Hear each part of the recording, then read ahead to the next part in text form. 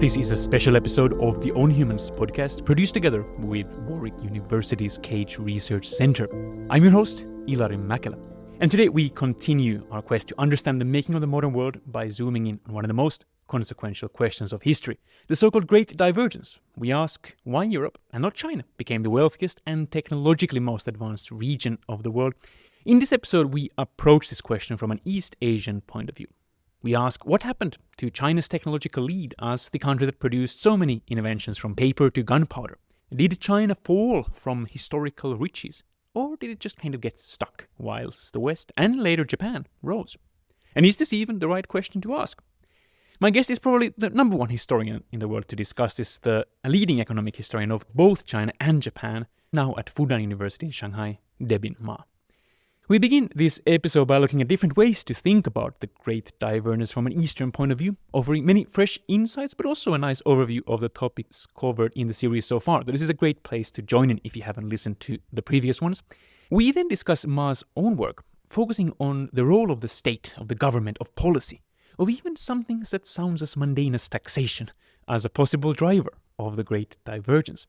In the final half of the episode, we turn also to the roots of the various economic miracles of East Asia. We ask, what is it about East Asia that has produced so many success stories in modern history, not just in Japan, but also in South Korea, Singapore, Taiwan, Hong Kong, and, of course, most dramatically for our times, in mainland China itself. The rise of China is, of course, one of the monumental events of our time, but for Ma, it is also a deeply personal story. So how does he see the remarkable transformation of China?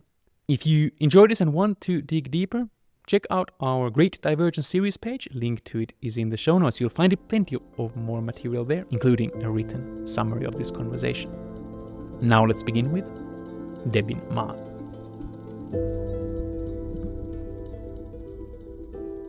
Professor Debin Ma, welcome to the show. Thank you very much. It's a great honor to be here and talking about this great subject.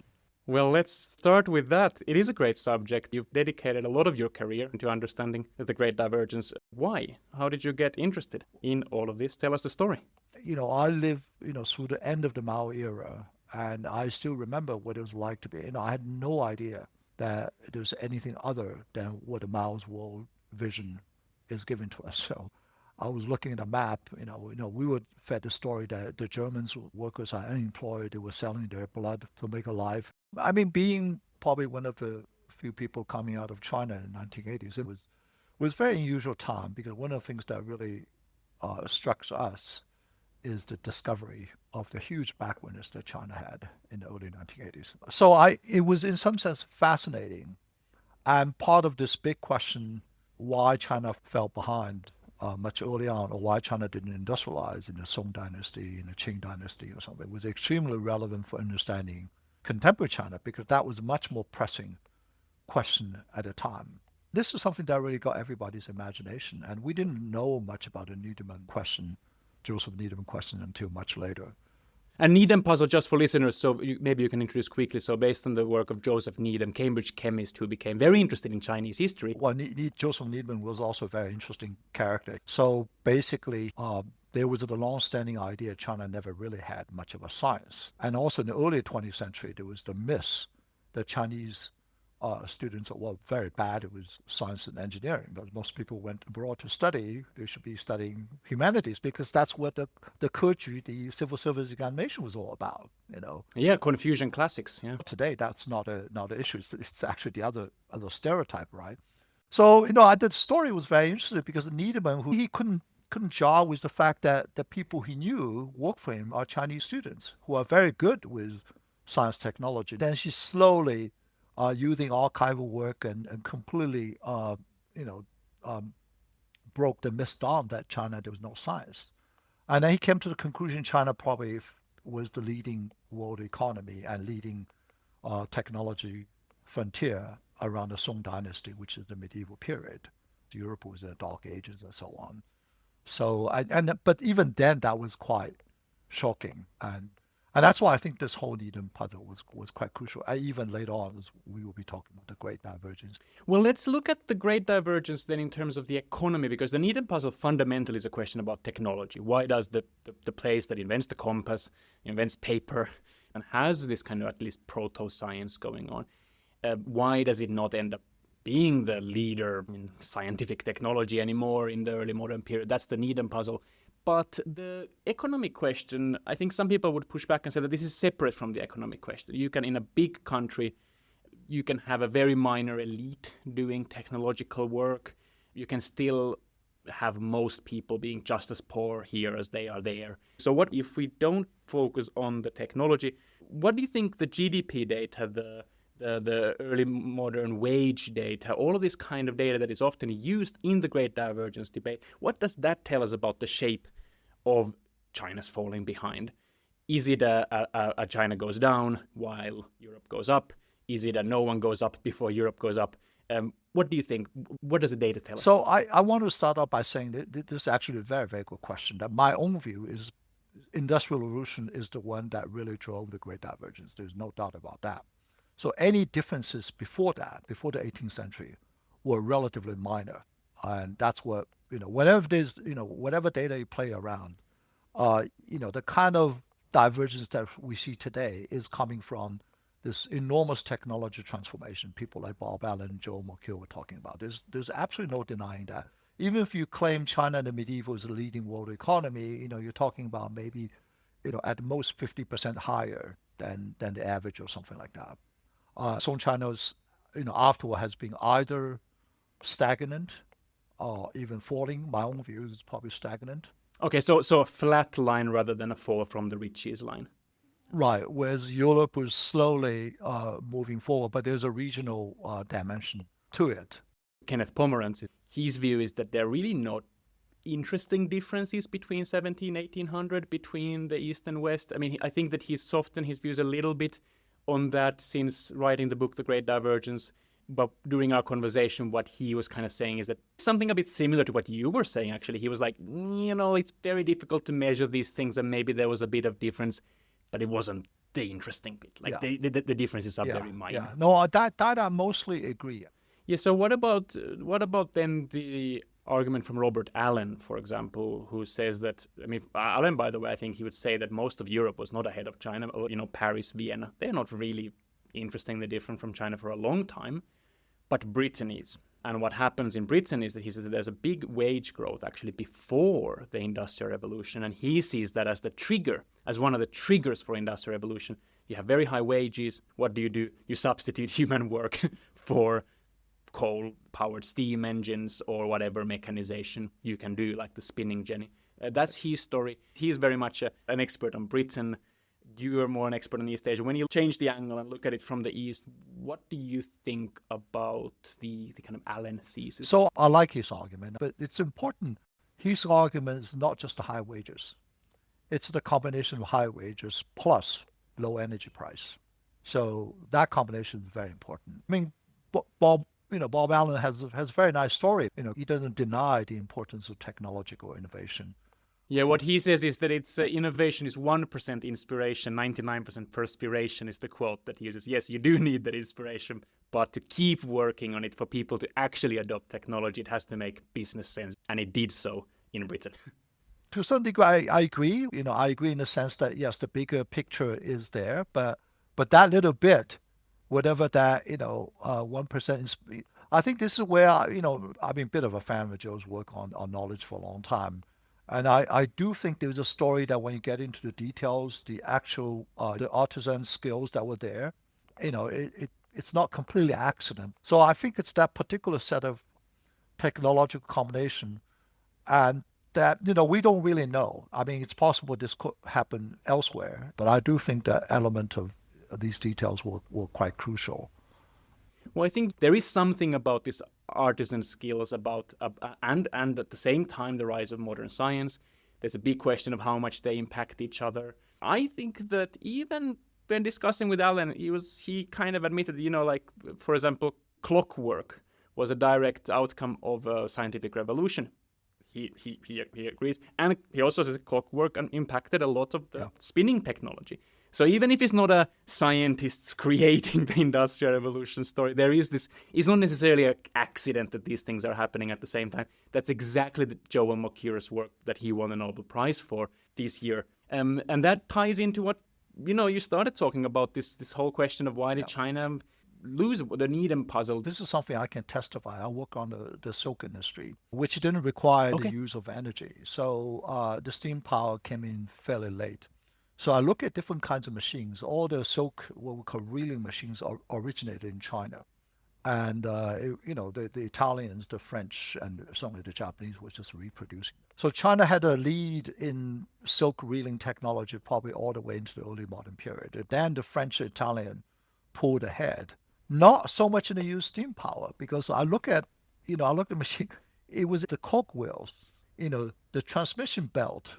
The Europeans are far better, so they were able to reel something that's much more accurate. And that you could see that's the technology that's really coming from clockwork. Interesting. And how much is that a question of culture, of the fact that for whatever reason it becomes very fashionable to tinker with clocks and read Newton Right. in Europe? Whereas in China, it's very fashionable for very obvious reasons to study Confucius, because that's how you pass the civil service exams and that's how you get power. So there's a kind of different culture pushing people into different kinds of knowledge. Yeah, how much is it a question of culture versus some kind of a geographical story or an accident of history or whatever that maybe Pomeranz would focus more So on? I think one thing that's important, that in the Great Divergence debate, one of the things I found that may be a little bit missing throughout this whole thing is we are sometimes not distinguishing the invention itself and the catch-up, right? So we mistook some of the conditions that were required for inventing as also conditions for catch-up, For example, one of the things that's very important for invention, some people would say you need to have relative high wages, and for catch-up, that's quite different. You could be very poor, and this is something I experienced myself. In the 1980s, China was extremely poor. But then you have this huge technology gap. All you need to do is just open yourself up. And, let's get foreigners come in and introduce all things. And so this is something I want to a certain degree, really emphasize, that we sometimes, we got a little bit obsessed with these per capita GDP differences and, whether it's 1750 or something like that, which may be important, but I think for catch-up, the story was slightly different. And the technicians in China and Japan, initially they were completely at awe. Then they slowly pick up very quickly, and by after a couple of decades, they got everything. But of course, the stories there are very different in Japan and China if we look at the catch-up. And I think what you said about distinguishing the fact that Britain invents all these industrial technologies, sure, but the big story is that quite a few countries, in some sense, join that trajectory or shape a new trajectory based on those early inventions. And then a lot of countries don't. Right. And Japan would be the classic example of the first East Asian country who in some very rough sense, joins the kind of rich nation club. And China for a long time fails to do that. And I think that in some sense, maybe we should actually focus more on this question of how do you, why did Japan, much more powerfully than adopt Western technology? Well, this actually is something I've been working on, right? This somewhat echoes the Joe's idea of enlightenment in a distant way, in a very different setting, and so on. So in the case of Japan, some of the work I'm actually now doing with Zhao Rubin and also Wei Wenyin, who's now in Macau, but who studied in Japan as well. So the reason British Industrial Revolution diffused to areas where there's much greater cultural similarities, right? Even with distance, and that's quite easy to understand.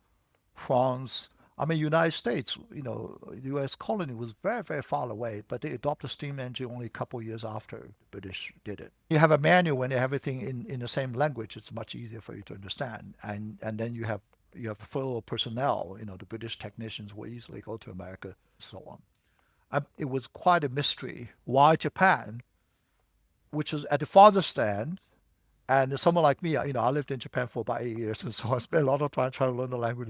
This is a completely different language group, and Japan was more isolated in the Tokugawa period than Qing China. They have very little knowledge about the outside world.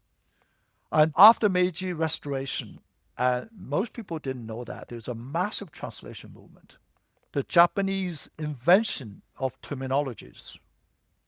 Remember, for every word, machine, you had to find the equivalent, Unlike English or French, machine, la machine, they could.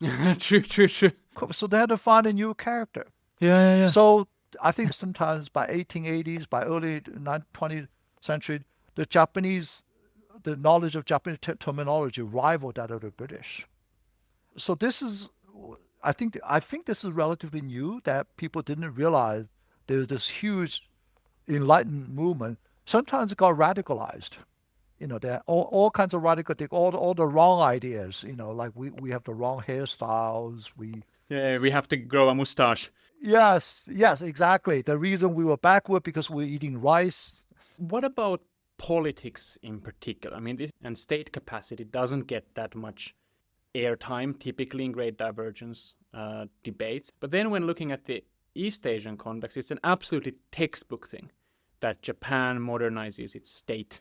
With all the terminology revolution, what Japan learned is also about the theory of modern state. And that's something very important. And what exactly happens? Because a lot of people will have heard of Japan doing some kind of opening up in the late 1800s.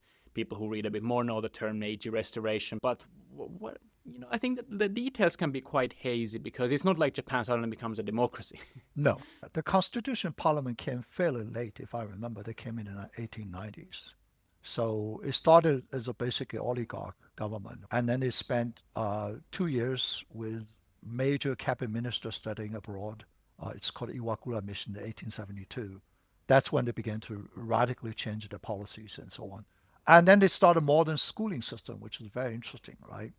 I think we are long overdue now, your work on state capacity in the context of the Great Divergence. There is the idea that China, you had this authoritarian, absolutist emperors kind of breathing down your neck. And in Europe, we have the wonderful liberal government that lets the business people do what they wish to do. Maybe there's some truth to that. But there is also a way that gets the picture completely wrong. If you look at taxation, it's the European governments that are breathing down your neck. I mean, give us some numbers. I mean, this is really remarkable research that you've done. By mid-19th century, when the British started Opium War, the British per capita silver tax burden was about 100 times that of a Chinese person. 100 times. And by the way, this is not because the British economy is 100 times bigger per capita yet. No, yeah, exactly. So I think, the couple other figures where you convert them into wages, which is a bit more accurate there. So China, a peasant could work for about 2 days and pay off an entire year of taxes, where in Britain, a British person would have to work about 17, 20 days to pay off a year of taxes. Wow. Can we say that again? Because that's such an interesting point. A British person would have to work almost 20 days for the year's taxation in the 19th century. A Chinese, about 2 days. Yeah. And by the way, I just want to mention briefly here, am I right that that wasn't 2 days to pay the income tax? That was 2 days to pay whatever taxes you are paying. Yes, I'm talking about it's the overall tax, which includes all kinds of taxes. So when I say these 20 days, 2 days, what are the components of these taxes? So in traditional societies, most of it consisting of indirect taxes or tariffs. That's what Donald Trump would love to talk about. And it's very easy to collect. You set up posts at a trading post. It's the goods come through. It's very easy for you to tax those things. Yeah. But in China, that's quite interesting. By Ming and Qing dynasty, very little trade taxes, very little indirect taxes. Most of it is land tax. So 70% of all these overall tax burden is coming from land tax. And only the remaining 20, 30% is coming from commerce, coming from trade and internal trade, and not even tariffs. So the Chinese person who has a 2-day-a-year tax burden works 1.5 days for the land tax and works half a day roughly for whatever other thing is. Yeah. Great. Okay. But that's unusual because taxing land is not that easy. If you have to tax land, you have to survey the land, right? You actually survey the land and you survey the population. China did them very, very early. This requires the bureaucrats that you recruit with the civil service exam. Yes. The mandarins. Yes. So, Francis Fukuyama's book described that very, very nicely. So China started out to be able to tax land, you need to have very strong state capacity. But the irony and the paradox is overall, the tax burden becomes so small They don't even survey the land anymore. They tax very small amount of it. And then in the case of Europe, the trade taxes just kept increasing. That's where, they become much more important. In the income tax, everything only came in much later. And so, so this is really interesting, the irony that you mentioned. So the Chinese emperor is not mainly interested in increasing the income. Right. The Chinese emperor is interested in keeping the people happy. Right. And not have a rebellion. And therefore, the taxes don't actually go up very much. They've created a nice, light, minimal taxation system that now translates into great amount of stability. To some people's welfare as well. Yeah, people don't have to work very much for the government. Right. There's a problem because you have income that's fixed annually. But what if there's a crisis? Yeah, how do you raise money quickly? The biggest burden, the biggest shock is always warfare. In Europe, because it's fragmented, the warfare was constant. So the European states were constantly looking all kinds of innovative means of raising taxes. And one of the greatest inventions was countries like Britain, like the Netherlands, have invented some form of taxation representation system. And they were able to raise taxes massively. I mean, the biggest, I'll get back to China, see exactly the reverse story. I mean, the reason the Dutch was going against the Habsburg Empire in Spain is because they are taxed too heavily. So they rose up and fought the 80 Years Independence War. And at the time fighting for independence, they raised their taxes like 10 times or something like that. So it was a very bizarre situation. I mean, something similar happens in the US-Canada context, by the way. US gets their independence because they're fighting against those taxes. But you look at how much, I learned this just last week, that if you look at the early independent US-Canada that is part of the British Empire, is taxed much lighter than the independent United the American States. War of Independence, even the British parliamentary intellectual comment on this, my goodness, these Americans are having a tax protest, right? Whatever the tea tax and everything. But he said that we are afraid they're going down the same path as the Dutch. That they're fighting against these taxes from England, and the process of fighting, they raise the taxes several times more. And that's exactly what happened. But this is So Glorious Revolution, same story, right? The idea that we want to get rid of king who tax arbitrarily, then the tax increased manifold.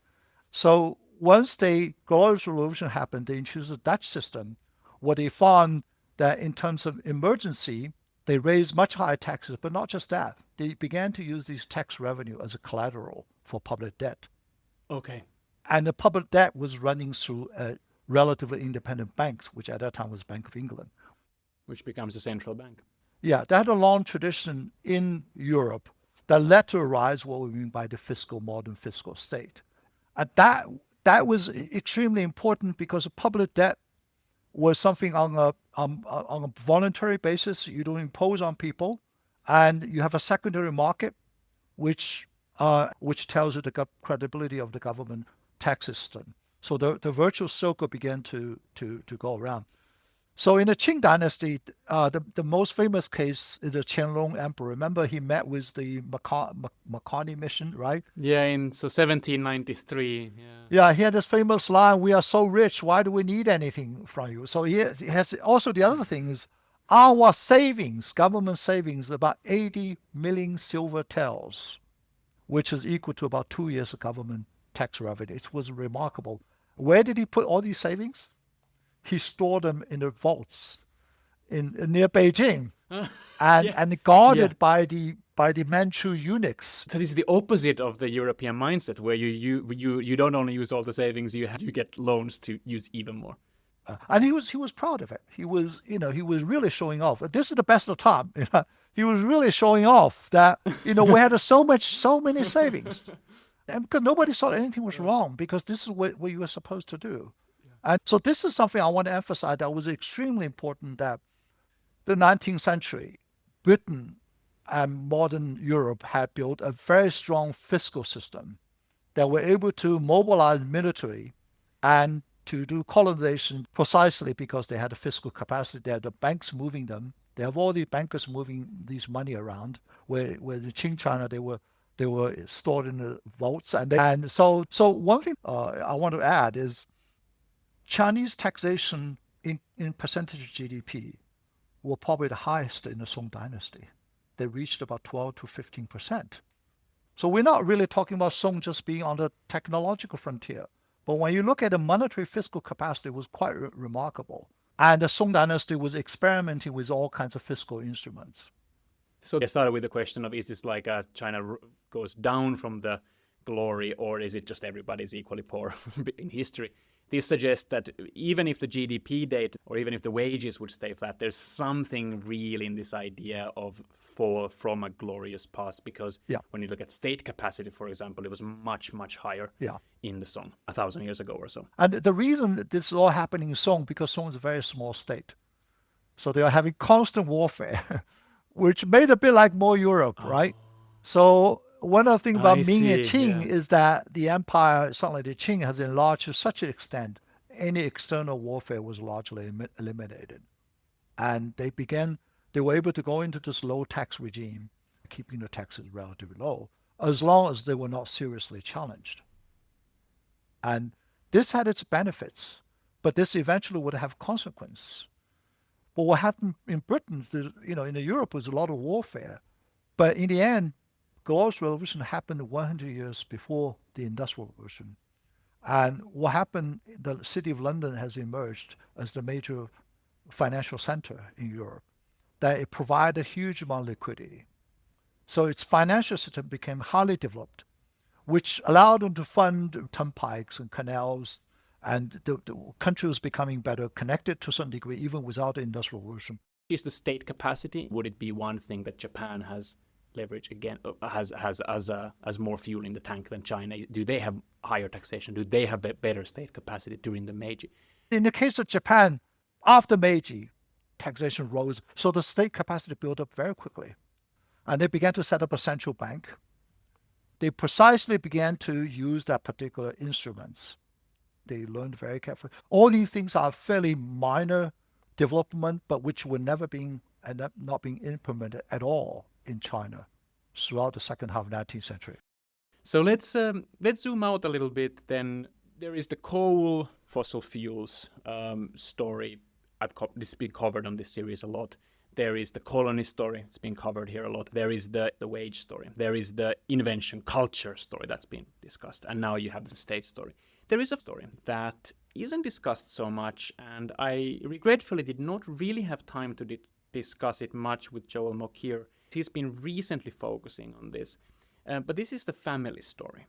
Mm-hmm. And this is a story about how the very basic social structures, like family, shaped Europe to one direction in the last 1,000 years and China to another direction. And here the big word in the Chinese context is the clan. And the idea that especially in Europe used to be ruled by clans. And the Catholic Church, the Western Latin Church, I should say, so even before Catholic Church existed, the Western Latin Church fights a power against clans, is able to in many ways destroy the clan power and gives rise to a society more focused on nuclear families than clans.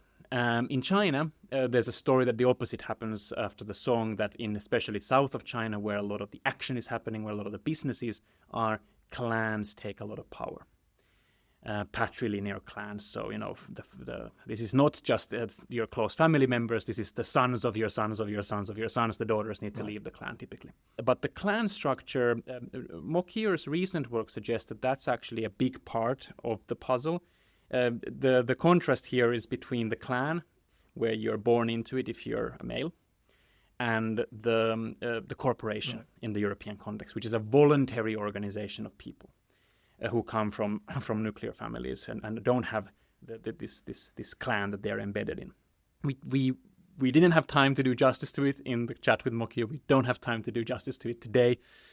But let's touch upon it briefly. Looking at it from the East Asian point of view, how much do you think that family in general and this clan structure and perhaps the rise of clan structure in particular was an economic problem for China during the past 1,000 years? I'm in general agreement with the self-governing corporation story in Western Europe, and I think it's a part of a larger context. In Europe, it was fragmented, and you have self-governing cities which were completely absent in China. So that has to do with the political structure.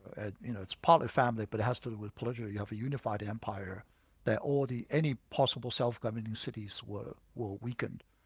And I do think that what they were trying to say is eventually in the Western self-governing citizens, the idea of citizenship come, the idea of an impersonal relationship based on rule come. And so it's in some way going back to the older point of civil society and the corporation and the parliamentary democracy and rule of law, all these things that are coming out of it. I'm quite sympathetic to it. But the only thing I want to say is that probably given the larger state structure, clan provided a kind of cohesion. And to some degree, clan was quite flexible. And when Industrial Revolution came along, clan very quickly converted into corporations. And over time, they began to expand. Today, the regions with the most clans in Chinese history are the most developed commercially and industrially. So I agree that, yes, it did take them on a different path. It took China on a different path. So, I'm sympathetic, but I think I want to be careful in the interpretations. What about modern China? Understanding we started in the 80s, this conversation. We're talking at the very end of 2025. This will come out in 2026. A lot has happened. You've personally lived abroad for most of the intervening decades, and now you're living again in China. Looking at the transformation in China and knowing all of the history, what do you see that might be missed by someone like me? What's been happening maybe under the surface, giving rise to this incredible speed of transformation that anyone who visits China, especially if they did witness in the 80s and visit now, will observe? I feel very lucky having lived through the period. I never imagined that to see the kind of transformation. The Chinese politics could go either way after Mao died. And, Deng Xiaoping come out, it was unclear which way he was going. He said, we want to reform. Then he said, we're going to stay on the course and so on. But still, we had this firm belief that the socialist, the communist system is the best system. And then I don't think he knew exactly what to do, right? When we first came out in early 1980s, it was a complete picture of doom, and gloom. So I still remember people visiting China in the 1980s, Japanese visiting China in the 1980s. So this is a place, the idea Chinese people cannot be hardworking, and people don't work. It was I went to the U.S. Really? and people told me, oh, actually in the U.S. the Chinese are quite hardworking. I was completely shocked. This didn't make any sense to me. And in 1980, there's no marketization. There's no markets at all. We have a whole generation of people growing up in the age of state enterprise and people's commune, right? All the incentives were completely killed off. And I think what was happening, I don't know, you're the one who showed me this paper by Kaiser Kuo. Yes, I did send it to you, yes. We can link it in the show notes, yeah. So the old idea that there's a lack of entrepreneurship, there's a lack of vision, all those things are now being wiped out to some degree. The other also remarkable thing that people always talk about, China is so safe now and honest, relatively speaking. I'm not saying everybody is honest. They had all these scam operations, so on. But it's remarkable coming from Europe that people, when you go to a public place, people put on a laptop to occupy a seat. So I think these are the things that are very important. That what we see today is something makes us think about what was really happening.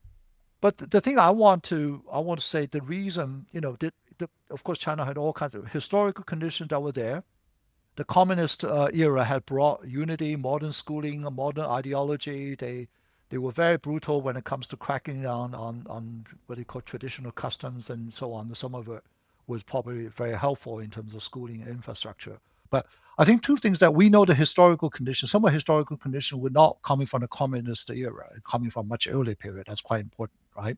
So there is the idea that China had high literacy rates even before modern schooling, right? Yeah, you have some data on this. You have some data on this, right, where it's very difficult to look at literacy far in the back, but there's a very interesting proxy that you and your colleagues have used, which is called age heaping, which is to see how many people report their age as I'm 20 or I'm 30 instead of 26, 27. So if all of the population ends up having these very, very round numbers, it suggests that people are not very literate.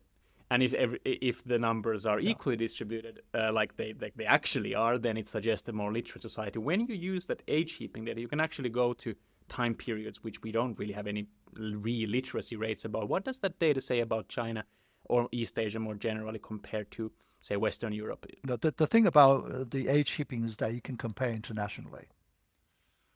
So we find the age heaping, China remained almost at the level of Western Europe, even though wages, everything were much lower.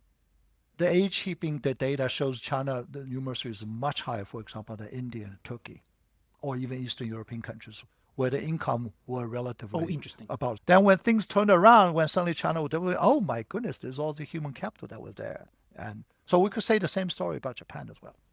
It was interesting. So this would actually support the idea that what economists often call human capital, but like skills, economically relevant human skills, are actually quite high in China, which maybe is one of the big reasons China is able to rise so fast in the modern period. Exactly. And this is what happens in all East Asian, right? This happens in Taiwan, this happens in Hong Kong, in Singapore, in China, in Japan at some point. I mean, this echoes a lot the work of Yasheng Huang from MIT, who I've had him on my own show actually a couple of times. And he's very much sees the civil service exams in China as having been a massive blessing and a curse. And this relates both to what we're talking about now and to the Needham question about Chinese technology. So what he says is that we have this story of the China 1,000 years ago being really, really inventive, but actually they've calculated based on Needham's work, when do most of the innovations come? And they actually come even before that. The most, it's before China has a civil service exam. And once China starts to use civil service exams, you get this blessing and a curse dynamic, where it's a blessing in a way that it's genuinely meritocratic. Obviously not perfect, but you really, you're in France, how do you get political power is by having a very long surname and being a proper blue-blooded aristocrat. How do you get political power in China? Is you pass an exam and they are double-blinded. There are all these ways to prevent corruption. I'm sure they're not perfect. He doesn't say they're perfect, but they are there. There is this idea that by education we're going to pick the people who run the show. And this is a genuine blessing. And by the way, the blessing then goes on into this long-term appreciation of education in China and its surrounding countries, which is what you just mentioned and which the age heaping data would support. But he says it's also a curse. And Huang says it's a curse because it sucks the intellectual activity in China around this exam. The more time passes, the more people who like to study for the exam, rather than what Joel Mokyr would emphasize in the European context, which is you study about how these machines work. And actually, Mokyr had a very interesting point about this, which is it's not that China doesn't have encyclopedias. They don't sell well, is the more interesting thing. right. Because people are more focused on buying whatever helps you get these civil service exams.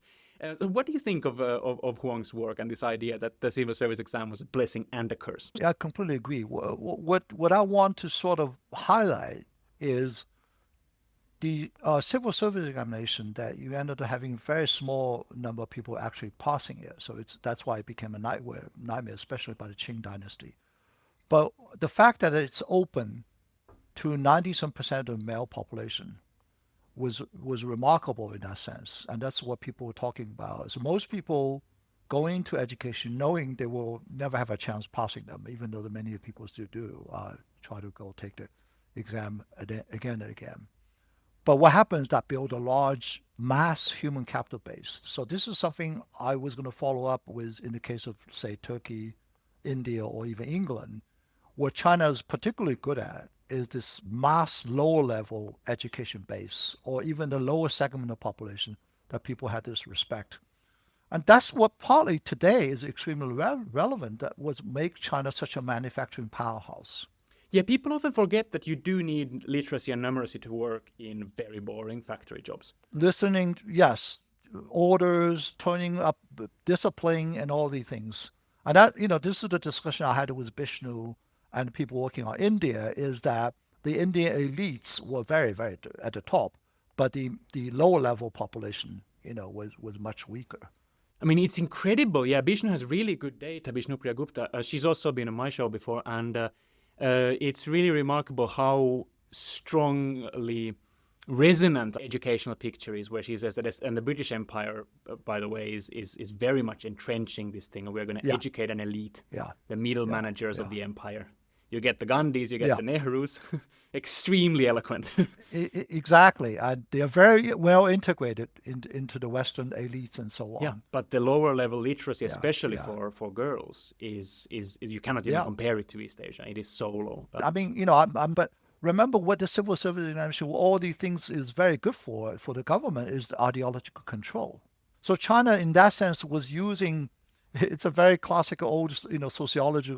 This kind of ideological education was a means of ideological control, and that probably led to the lack of innovation, the conservatism and all the things that happen. I think in that sense, I think Yasin was right. And focus your attention, draw your attention to becoming part of the government elites and it drains the elements of innovation out of it. But remember, both of things are to some degree present today, and both of them pros and cons, and that's very important. Once the institutional structure broken down, innovation come. We can see the technology innovators, some of the Chinese scientists, whatever they are at the top of it. But yes, at old time that became a bit of a curse. The second element that was quite crucial in the success of Chinese opening is Taiwan, Hong Kong, Singapore, and South Korea, and also the rise of Japan from the Second World War ashes. And you could see that played a huge role in terms of how to move forward because they don't really know how to do. And these people can connect. So a bit in a similar way as you mentioned that in Europe it helped, the steam engine goes quicker to France than to Japan because, the English people, they're happy going to France for a trip and whatever. The same started happening in the East Asian context. Yeah, yeah. I mean, the Hong Kong merchants, the overseas Chinese initially played a huge role. They are the people who had initial knowledge and they can talk to the Chinese leaders. And there are lots of stories of that. So Interesting. Let's zoom out and look at this whole conversation we've been having. You meet someone who wants to understand the Great Divergence. Why and how did it happen? You have 60 seconds. What do you say? I used to teach a question why industrial revolution didn't happen in China. and, uh, and I want to tell people this is actually the wrong question because, you never have a correct answer. It never happened. It's completely counterfactual. And also people didn't realize it's actually very Eurocentric. So it's not a question that's possible to answer, but I'm telling students it's a great, great research agenda because you can along the way find so many interesting research questions and you learn so much out of it. There was a famous saying, right? To only know one country knows no country at all. And I think that's one of the things Bob Allen did. And we've been studying British Industrial Revolution to death, right? We eventually try to compare with Spain and so on, but to truly understand that you really compare something very different. And one of the again, I want to it was a question you never get a correct answer. I don't it doesn't mean it's not a great research agenda because you learn so much Yes. about the other country and about your own country, right? About your own culture and about possibly the future. So we should all be grateful to Ken Pomeranz and Bob Allen and Joe Mokyr and Bishnu and Steve Bradbury. And to you. Well, thank you. That's very generous. Well, for someone who is one of those researchers who is pursuing this very fruitful agenda, what would you say is maybe an underrated, underappreciated, promising angle that you'd love to see more work on? So I think we touched a little bit in our conversations, right? One of the things I like to see the modern era, for example, in the case of state capacity, how did the Chinese eventually practice public debt? Well, before we finish, then the final question is: how has all your work shaped your outlook on the challenges of our future? Well, it's actually quite exciting to be economic historian because people looking at a contemporary period, there's only so much you could do, right? So the long-term perspective gives you a huge amount of some other things are not didn't happen automatically, because I work a lot more on the modern period, especially the early 20th century. I see these transformation, how people did actually forget about the ideological struggle behind this. There's a new generation of intellectuals that are really calm and people advocate for radical reform. And the 1980s reform was considered, partial, incomplete. And I think there are a lot of things we have yet to come to grips with. And to some degree, Deng Xiaoping was carrying out reform that keeping politics and economics apart. Most people believe that you have to change the politics before you change the economics. That's why all the things were happening. But he managed to say, we're going to keep the party control and we're going to get an economy. Nobody thought that was possible. And then achieved certain success, certainly after 1992, right? We all know that. That meant by 2000, things began to transform rapidly to a degree that was very, very hard to imagine. I think we still have to see the verdict, we don't know how the combination goes. Debin Ma, thank you so much for all of your research and your time today. Thank you. Okay, so that was it for today. Thank you for joining us. This episode is part of the Great Divergence series produced by Warwick University's Cage Research Centre together with On Humans. Each of these episodes is available both at the Cage Economic History podcast and the On Humans podcast, and each episode also has a written summary, which you can access at our series page. Link to it is in the show notes.